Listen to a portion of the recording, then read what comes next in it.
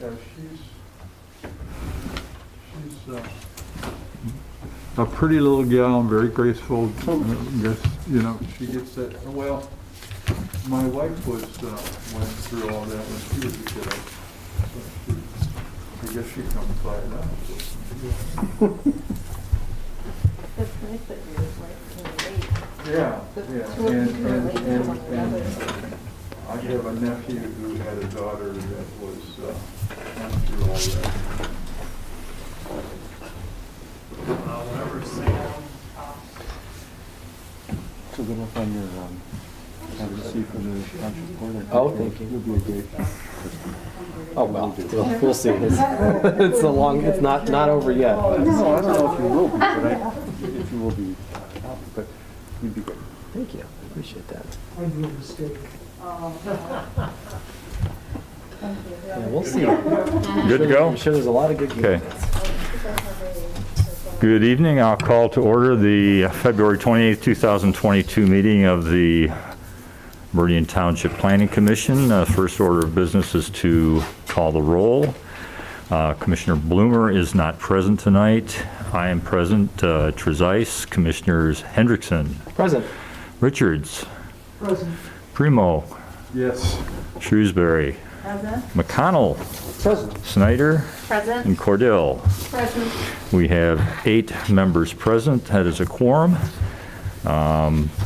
We will also need to open the floor for public comments. There will be 2 opportunities for the public to comment to the board tonight. We do not have a public hearing, so there will not be a third option. We have public remarks now on any subject appropriate for the board to hear. And then at the end of the meeting, another opportunity for public comments. We do not seem to have public here that wishes to speak, so we'll go on to approval of the agenda. Do I have a motion to approve the agenda? Moved by Commissioner, who we got here? Cordell. Cordell, and seconded by Commissioner McConnell. That's a tough day. Any adjustments or changes to the agenda as presented? Seeing none, all in favor of adopting the proposed agenda signify by saying aye. Aye. Opposed? It passes unanimously. We have the approval of the minutes of the February 14, 2022 meeting. Is there a motion to approve those minutes? So moved. Mr. Hendrickson moves. Mr. Richards, second. Any changes or corrections? Seeing none, all those in favor of approving the minutes of the February 14, 2022 meeting signify by saying aye. Aye. Opposed? Again, passes unanimously. We have no communications. And now we go to public hearings. We have no public hearings, item 7 on the agenda. Item 8 is unfinished business. It's the special use permit 22-021 Silverleaf PUD development on the Bennett Road property. It's a floodplain fill special use permit. And we have some comments from staff. Sure, thank you. Just very briefly, Planning Commission did hold a public hearing for this special use permit number 22-021 2 weeks ago on February 14th. We had one resident who was in attendance who asked some questions. Planning Commission expressed concern about a letter that it received from the Ingham County Drain Commissioner's Office and asked staff to update the resolution to reflect that construction on Silverleaf cannot proceed without that office's approval. That condition has been added to the resolution with condition number 3 that states specifically that the construction cannot begin without the Drain Commissioner's approval. By extension, then, site plan won't for at the time either. Staff would therefore like to recommend approval of the proposed special use permit to allow excavation of 14,100 cubic yards of fill, installation of a 27-inch storm pipe, and placement of 2,900 cubic yards of fill in the 100-year floodplain. Any questions of Mr. Short? Any Yes. Cordell. we went over how much would be excavated and how much infill.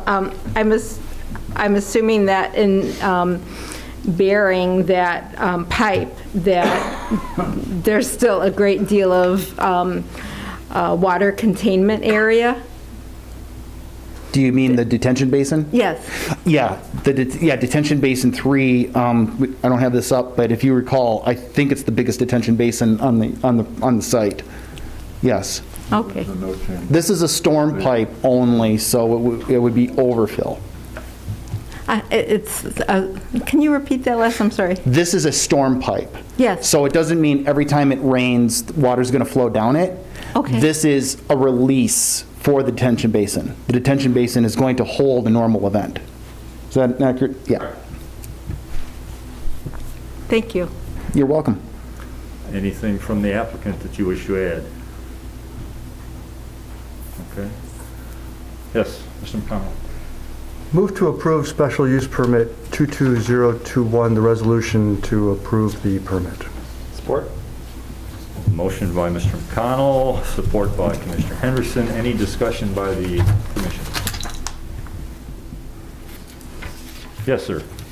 I'm going to be in favor of this resolution this evening. I'm pleased that we got the approval from the Drain Commissioner conditioned as a part of this. I think that overall, I know that, there are concerned residents in this area, especially in the neighboring subdivisions. But it's my hope that the efforts of the Drain Commissioner will help to mitigate the overflow and the runoff that might come from new builds in this area. I think that overall this is going to be a net win for the township. And I'm looking forward to having this development and having it done right in the coming months. I'll also point out that in the letter we did receive from the Drain Commissioner, he is also examining the possibility of upgrading the entire drainage system that currently exists there and possibly provide additional relief to the neighboring communities as well as handling this drain. So, any other comments? Okay, we need a roll call vote here. One moment. Yes. Can I speak to the resident who just got here late? Yes, we'll let you. Please identify yourself, your address, and you can have 3 minutes. Thank you. My name is Dr. Dean McFarlane Parrott. I live at 4324 Aztec Way. We are sinking in water right now, frankly. I sent some pictures. They were late. I deal with my son right now who has autism spectrum disorder, so I couldn't get everything together or send letters like I would have liked to. I just have to ask, and I'm going to ask it again, and I keep asking it, when is enough development enough development? We are more than willing, we're looking at spending $7 million to take care of a downtown that should have been taken care of, and this land could have been bought up or easily taken care of and put over into a parkland instead of what's going on right now. I know I'm not going to fight this. How to put it? The construction vehicles are already there to take it down and start going into it at this point right now. But I spend a lot of time back there, and it's not a matter of time, it's a matter of, especially when today, what is the UN International Council on Climate Change basically put dire warnings, and we're getting ready to actually basically put another wetland in jeopardy at this point right now. I know it's small, but at some point, your decision right now, 40 years from now, is going to seem terrible. And frankly, I'll tell you why. Because I know the land I live on right now, when it was built, nobody said, hey, wetlands, they're not a big thing, or nobody worried about them. My development went in. I know I'm part of the problem right now. But Heron Creek is full. Right now, Heron Creek is full. It continues to be full. So at which point right now, I am asking you to take a breath, just a little one, and say maybe we should look at this just a little bit more. And I know you've looked at it a lot. It's more than we ever would have in the past. I know that. But at this point right now, as residents of the community, and I appreciate your volunteering for the most part to be here, I have no ill will. I can't fight City Hall at this point right now.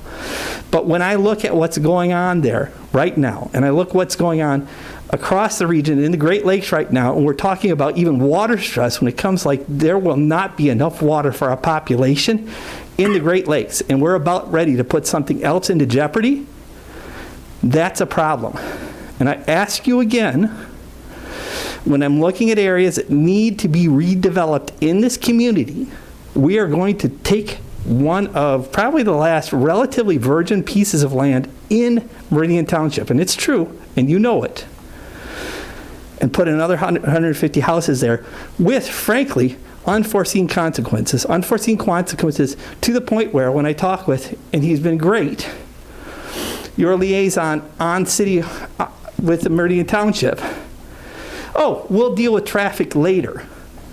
When the eastbound traffic going on Bennett Woods right now is backed up, we are looking at southbound being taken care of and everything else. I will be paying more taxes. There is a law of unintended consequences that you're getting ready to do that will cost us more in taxes and provide a minimal increase in our property values. I do not see this as being something that's beneficial for the community, as do my neighbors.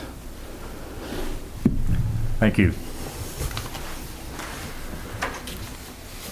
Would point out that the motion before us has to do with a special use permit and not the zoning permit that was granted 2 years ago. So, Do we need him to fill out a green card for the record? yeah, I don't see any green cards out there. Do you have some? I'd be happy to. Tim, would you just give him a piece of paper and give him the information, get the information from him? Thank you. I appreciate that. It's just procedure. Yep. No, it's fine.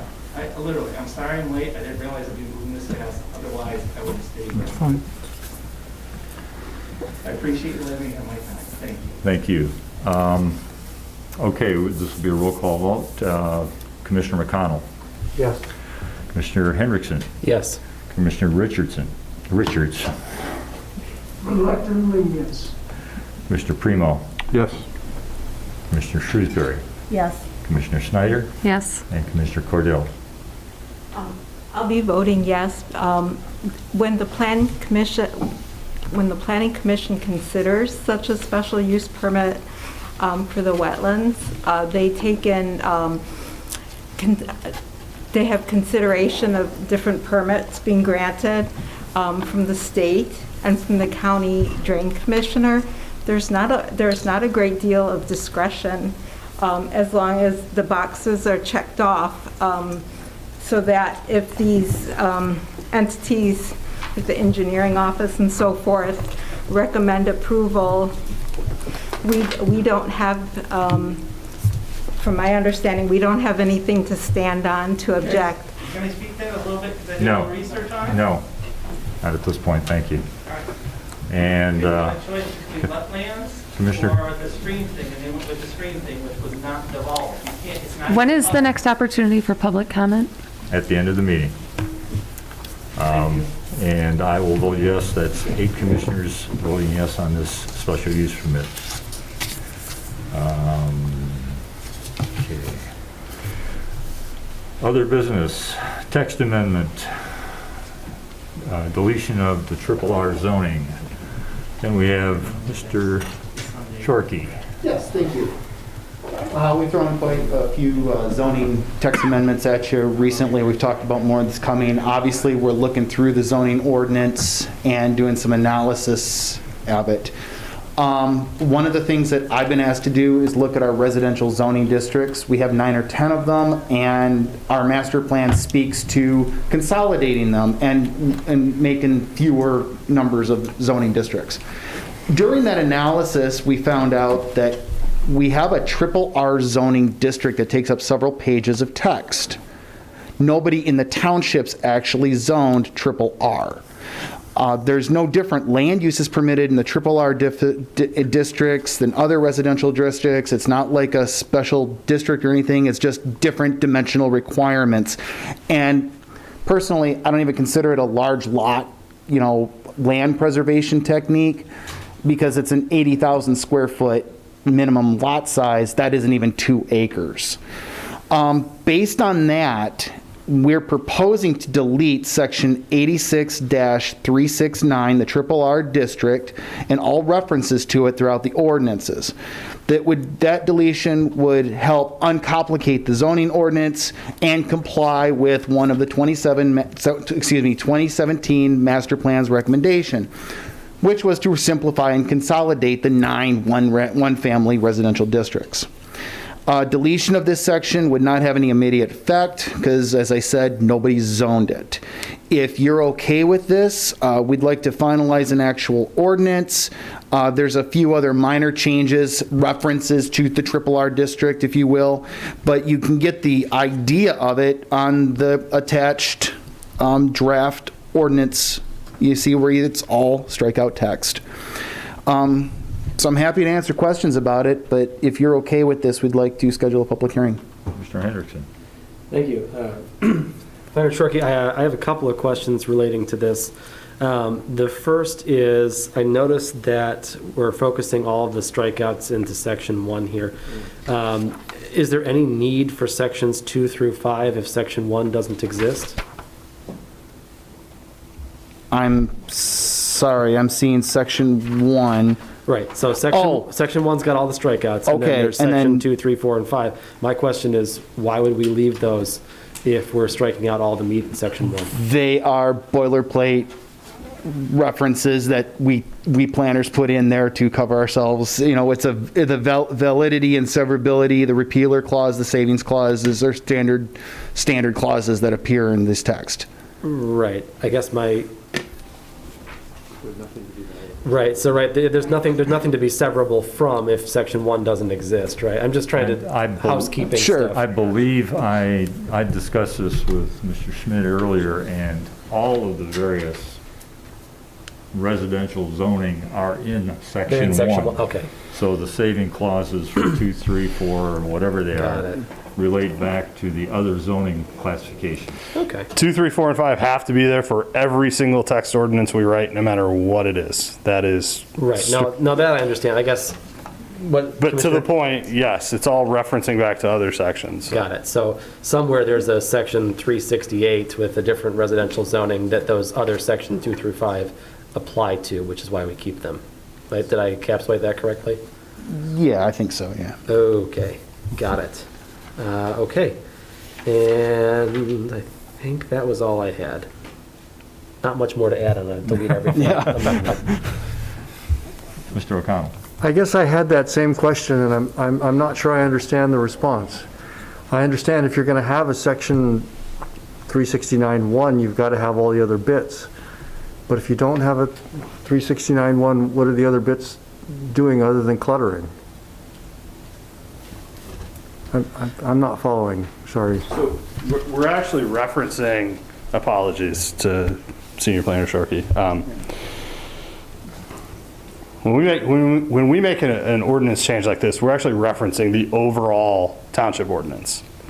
So if we are striking section 369, everything else is still good. And so that's what everything else is referring to. All the other pieces of the ordinance. And so they're still, even if this is for some reason overturned in court, everything else is still valid, no matter. Are those sections also quoted under the other, is that the only place those sections are quoted? So, it's an interesting question. I've never actually had this, so I'm trying to, in real time, better explain it. I'll start from the bottom and work my way backwards, right? Section 5 in an ordinance is always when it's effective. That has to be included, otherwise an ordinance doesn't become effective because the ordinance requires you say when it becomes effective. Section 4 is a savings clause. It's legalese that's included because to ensure that if something weird happens and someone challenges it, this is still your opportunity to say that the ordinance is still valid. The repealer clause basically says that when you are repealing, you're only repealing to the extent necessary to enforce what you're trying to do. Nothing else is implied as a result of this repeal. And the validity and severability are essentially that if for some reason this was overturned, It doesn't overturn the overall ordinance. Normally, this stuff gets included because you're doing some big consequential thing, whereas here we're just doing a strikeout, so it's a pretty simple one. But it's language that we have to include, and we can follow up with our attorneys to confirm that, but it's language we have to include on every ordinance change to ensure that we're doing it in a legally enforceable fashion. Do you renumber the sections then? Does section 2 become section 1? No, so these sections are not actually in the ordinance. The sections are, the overall zoning ordinance is numbered 369, 37, 371A and all that. This section 1, section 2, section 3, section 4, section 5, you know, the sign ordinance will have up to section 37. These are the individual pieces of this ordinance that you're reviewing. So the last 4, no matter what the numbers are going to be validity, repeal or savings, and effective date. But if there's no longer, you're not explaining yourself very well. Let me see if I can take a stab at this. Okay. If they pass this amended ordinance, it will strike section 1. But Okay. as you pass that ordinance, you have to have 2, 3, 4, and 5 to prove in case there's someone challenging the striking. That's a fair way of putting it as well. So, I'm sorry. Easiest to just look at it in the ordinance. This is a piece of legislation, more or less. Yes. Right? Section 1 is what we're doing. Yes. We are striking out all of section 369. Yeah. Now, there are other things in the legislation that we are enacting essentially to say, what we're doing in section 1, we can't, it falls under, has these things relating to it, right? An effective date. The effective date's going to be whenever it's passed, this ordinance. And the rest of what Tim explained a moment ago. Is that close? What section 2 through 5 say is that whatever you do in section 1, which Right. is the deletion of section 369 of the Yes. zoning ordinance, doesn't affect the rest of the zoning ordinance, that it still stands. Right, so sections 2 through 5 listed on this document Right. never appear in the township ordinance. That's They're correct. simply for the purposes of us passing this, Yes. the rest of it's severable. Yes. Right? So, okay. So is the first part of section 1 not being stricken out? I'm sorry, I interrupted you. No. That's go ahead. that's the action. Section 369, triple R district, one family, rural, residential, low density district is hereby amended to read as follows. Oh, I'm sorry. And then the I'm sorry. strikeout text Yep, is yep, what yep, yep. appears in the zoning ordinance, except struck out. Okay. Then section 2 says that the provisions of the ordinance are severable, that they can be considered independently. This can be considered independently. And if this is invalidated for some reason, I don't imagine why it would, like I said, nobody zoned it, then it doesn't affect the rest of the zoning ordinance. Gotcha. Commissioner O'Connor. Are we planning, this isn't an action item for tonight? No. No. It will come back for a public hearing before we reference it on to So- Board of Trustees. I think my recommendation would be if, when we have the presentation for an actual adoption, if we could see the existing language of the ordinance and understand how the amendment fits with the language that's in the ordinance, I think that'll help a lot of us get our heads around what's being proposed. I can do that. Bear in mind that the existing language is the language you see without strikeout text. But I can do that. I'm happy to do that. It's just I can't find it easily. If you could make it easier to find, that I think would be helpful. Okay. for context, seeing what's above and below it will help to give some context. Okay, I'll make sure you have a better, have this presented in a readable way. Sure. Yes, sir. Yeah, I guess while the discussion was going on, I looked, there is no other language in this RRR except what's struck. There's no other sections or subsections. Correct. So that is what's being struck. And if I understand it right, when this is passed, assuming it's passed, the ordinance will just not have that language and that's it. It doesn't add those 2, 3, 4, and 5 in there. Right. Yes. That's all That's boilerplate. legislative boilerplate. Right, it's legislative boilerplate, but it doesn't show up as part of any of the ordinance. Yeah. But this is an ordinance by itself to make the amendment. the Code of Ordinances takes the language that is either added or subtracted and makes the changes, but doesn't add those things. So hopefully that explains, makes it a little clearer. Had 6 explanations of it. I think I'm getting the consensus from the commission that we don't have an objection to what you're proposing. We're just unsure of what some of that language means. Okay. So if you clarify that to us, I'm sure we're on the same page. Okay. If I'm reading this correctly. I think I'm hearing that, and I think I can make that happen. I think you can. No too. problem. Commissioner Cordell. I was going to say, since you did not find a parcel with that zoning designation, and there's not a compelling reason to offer it, then it doesn't seem necessary to keep the R zoning district, and that's what you're trying to achieve. That, yes, as I said, the master plan speaks to uncluttering our residential districts. This is a really easy way of doing it without having to rezone anybody. There's more suggestions coming, but this was immediate and easy to achieve, relatively. Until we started asking you questions. Thank you. I think Sure. we're all set. I think you have enough information from us. Agenda item 10, Township Board Report. I will be brief. I only have a couple of things because the Planning Commission hasn't sent a lot forward. We're getting ready to bombard them. But from the Planning Commission perspective, the Meridian Company building was introduced, and the Township Board will be taking that up for a decision in the future. And staff has been working on a minor amendment that is not directly related to the Planning Commission, but regarding fire department, standardizing the hose connection for the fire department when work is done, so we can modernize and make sure that we're all the connections are the same. They found one in the past year that was not, and it caused a bit of a delay in getting it to firefighting. So we're codifying that in an ordinance, so it's no question going forward. Obviously, the big news in the township right now from the township board perspective is we do have 2 open township board seats, with Trustee Opsimer now becoming Assistant Township Manager Opsimer, along with his secondary title, which is Director of Public Works, I believe. My title is really long, so I have a hard enough time remembering mine.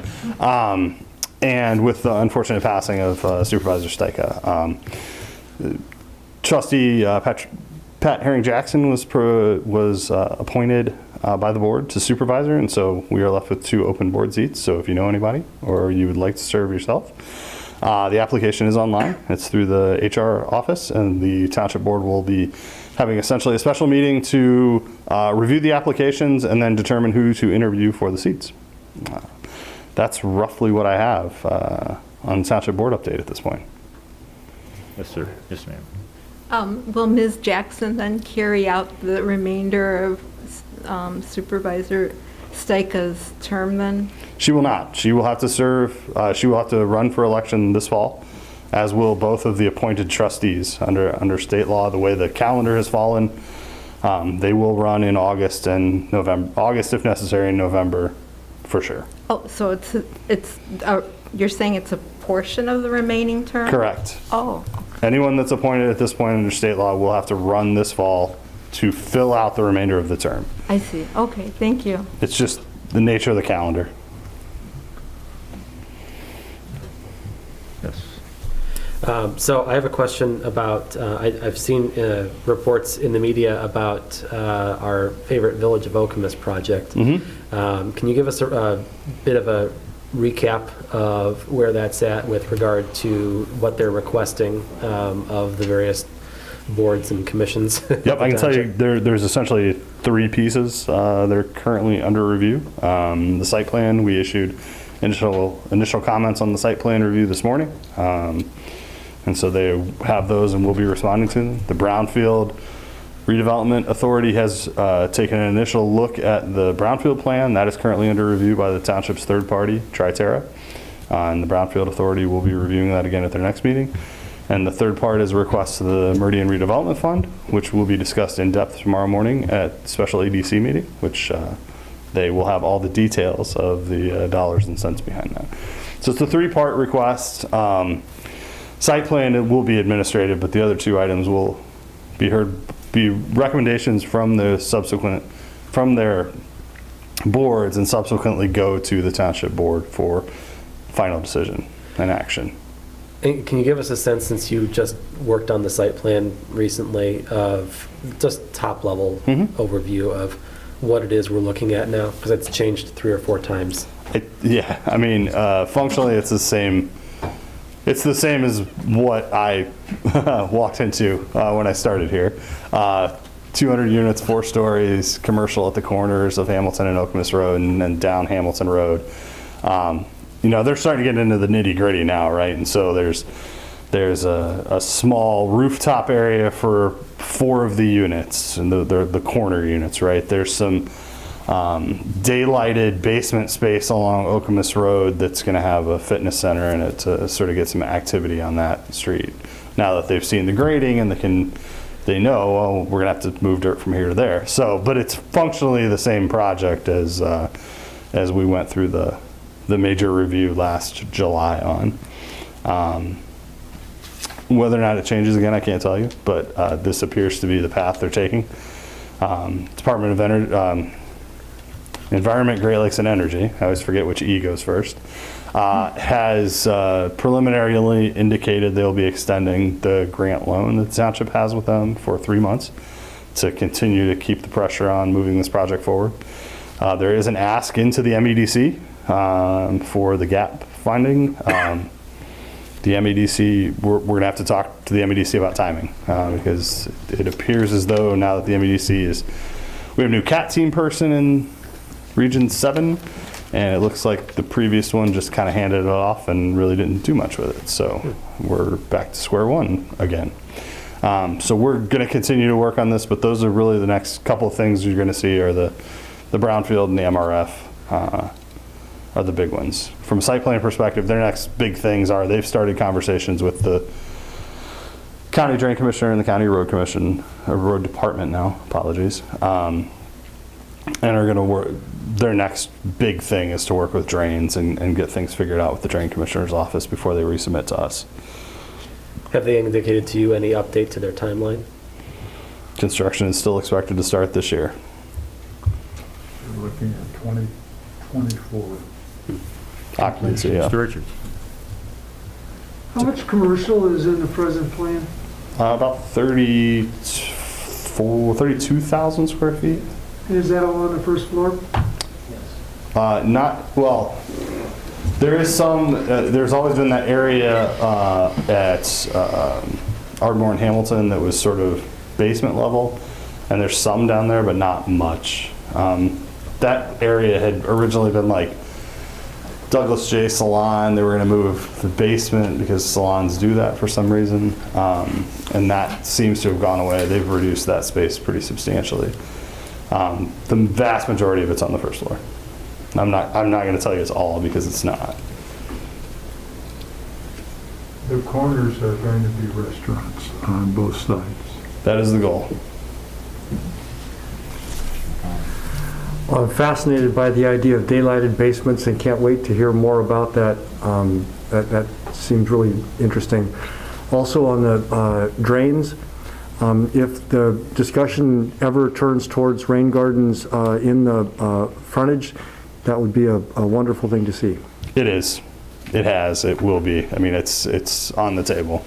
I think the question now is design and what is going to. How do they do enough to satisfy an urban project in a more suburban type setting? Yeah, especially when you've got a busy intersection and those kinds of rain gardens can provide protection for that sidewalk space. That's absolutely an excellent opportunity. Absolutely. Anything else? Any other reports by commission members?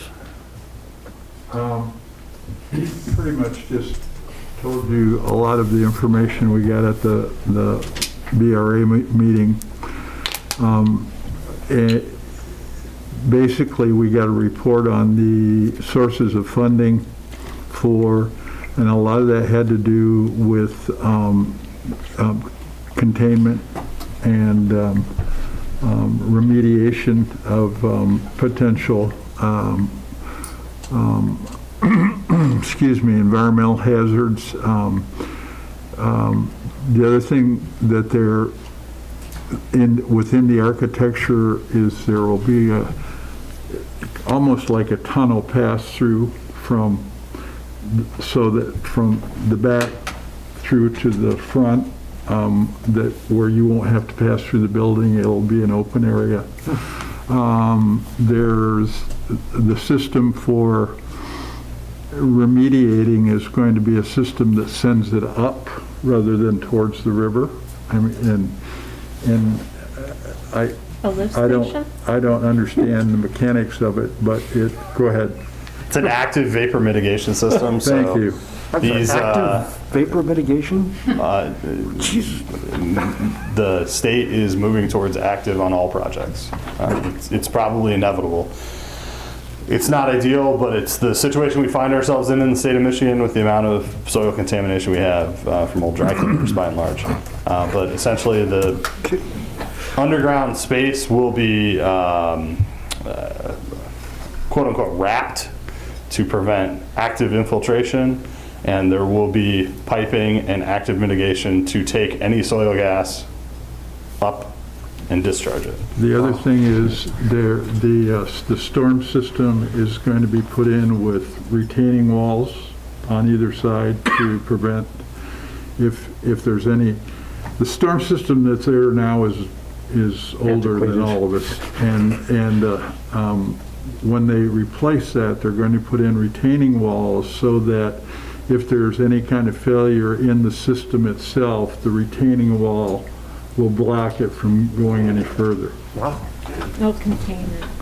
Pardon? Yes, it's a containment system, yeah. So, and the state there are sources of funding from the state, from the township through the BRA, and there's one or two others, but and it's a very complex project. The person that gave the report, that's his specialty in dealing with environmentally complex projects, and you know, jumping through all the right hoops and making sure that it's, you know, maximum safe and environmentally sound and all of that, and that's their specialty. It's all they do. And somebody asked if this was the most complicated project he's ever dealt with, and he said not even close. So he said there, you know, and then he cited some real nightmares. So it was an interesting report, and if I don't know if that's a report that those are reports that get recorded, but if there's a way to get access to that, it'd be worth listening to if you have that kind of interest.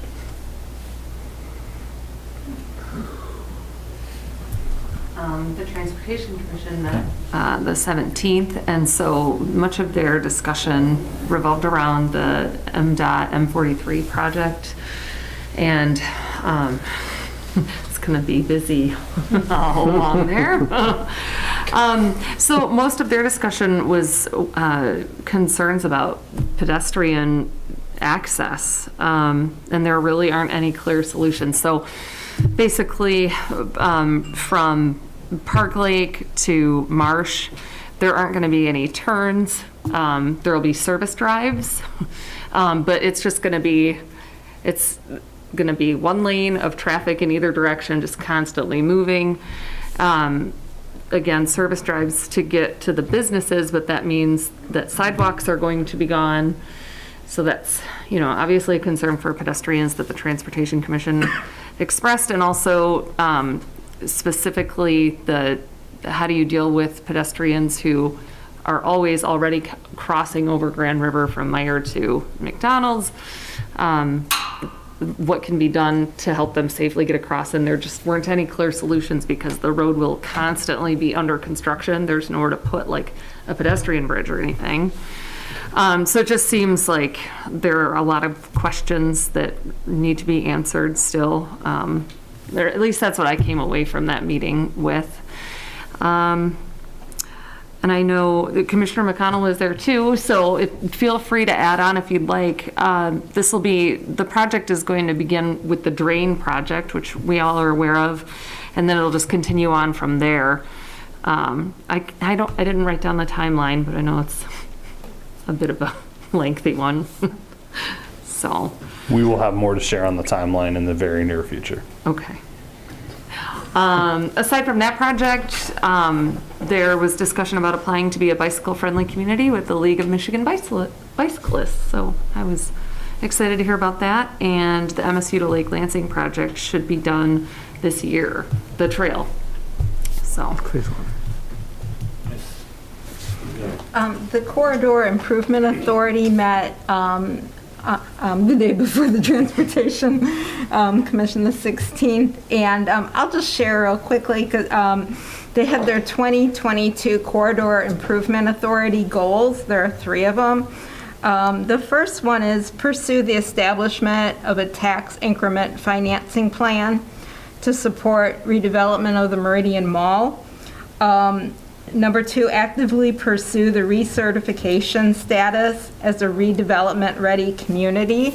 There was discussion a while ago with the Planning Commission about redevelopment-ready communities. And the third goal was support the small business community through the Okemos Bridge and M43 Grand River Reconstruction Project. And much of the discussion at last week's CIA meeting was about the presentation on the tax increment financing questions and discussion, and there's intended to be more discussion next month at the CIA meeting. I love the acronyms in this community.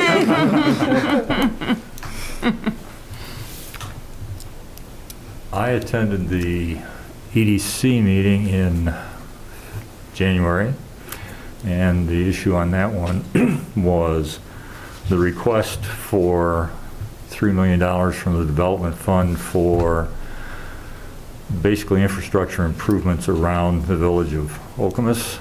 Now that number exceeds the number in the entire fund by about 50%.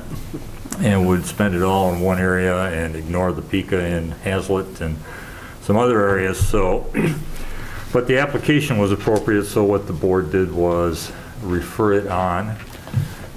They just basically ruled that the application was appropriate, and then it will go to a subcommittee of the EDC and the township to make a recommendation of what might be recommended to the township for expenditure from that fund to support this development. And the next EDC meeting is, I believe, Thursday this week. You may have one tomorrow for the subcommittee. Thursday morning is the EDC meeting this week, and we'll see where they go with that, if they go anywhere at this point. So that's that. Others? Okay, we go on to Item 11 on the agenda, project updates. We have no new applications. Site plans received for Douglas J, and site plans approved, none. We now have an opportunity for public remarks if you'd like to speak again. Again, please give your name and your address. My name is Dr. Dean McFarlane Parrott, 4324 Aztec Way. First, I'd like to apologize for coming in late and kind of breaking stuff up here. I don't know how this goes. I'm a doctor, trying to take care of my kids, staying home, doing stuff during COVID. I'm not an expert of what's going on around here at all. It's been a bit of a learning curve over the past couple of weeks, just finding out what Mayberry's been up to, frankly, and I just know what I'm seeing around literally our community right now. We're drowning in water, if you haven't noticed, and I know it's spring, but I've been in and out of the community for the past 20 years, lived directly and actively in this community for the past 10 years. What I know is that my life getting around and doing things here is diametrically different than 10 years ago and a whole heck of a lot different than 20 years ago. And I'm not sure in the good way. Every time that we seem to do things on progress, it ends up being another assessment for drains, taxes, or otherwise, or more difficulty getting around in this community. And that is why we're here, is because it was easy to get to Meyer, it's easy to get to these places. But I will say again, on Bennett Road, with what is going on, and we can do it retroactively, but to look forward to what is going to happen with 150 more units going in as well, plus the environmental impact that that place is going to do. And I know, I live in Sundance, it was done in the late 80s, early 90s. We're a part of the problem, not the solution. But the issue I have right now is when is enough development enough? And I appreciate what we're trying to do downtown because we're trying to redevelop areas that are already there and we can get back. What I'm trying to tell you is north of Bennett Road, we will not get that back. We may quote unquote preserve the wetlands, but right now with the North Point development, it has filled everything up. And I know that's a part of Lansing City, but that drain is full. And that's what I know. Further than that, and I'll say it again, Eagle has let us down. They had a choice, Mayberry did, to do what we could pull a wetland permit, and I don't know what's appropriate, I don't know, or what they did, which is essentially kind of putting stuff into a brownfield area as well. And I appreciate the fact they're putting more retention ponds and things. But at that point then, through Eagle, there was no way to tell whether or not that permit was not public. It doesn't have to be public through Eagle. It's just a very interesting thing. It is frustrating. What I ask more than anything else tonight is just take that forward as you're approving or not approving these things. This is a done deal. I know it's only a drain. I can't fight this. The construction is there already. They're going to start within the next week, no doubt, especially with the Drain Commission going. But my concern is what's going to be happening in the future. Thank you. Thank you. I'll accept a motion to adjourn from Mr. Primo and seconded by Mr. Richards. All in favor? Aye. Opposed? We are adjourned. Thank you. Yeah, we'll get you.